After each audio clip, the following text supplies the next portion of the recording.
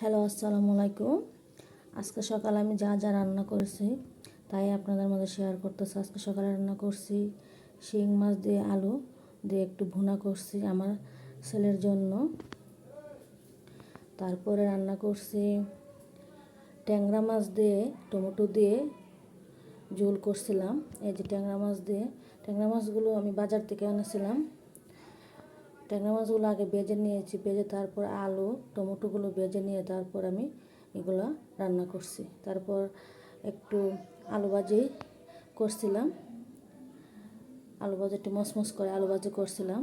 অনেক দিন ধরে আলু ভাজি খেতে ইচ্ছে করছে তাই আলু ভাজি একটু করছিলাম। আজকের রান্না এগুলো। তারপর আমি একটু চাল ভাজছিলাম।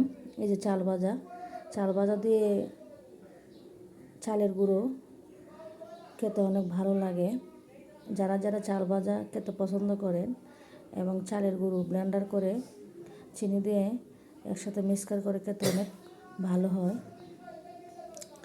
আমার বাচ্চা অনেক পছন্দ করে চালের গুঁড়ো, মানে আমরা এগুলো চালের গুঁড়ো বলি, আবার আতও বলে থাকি।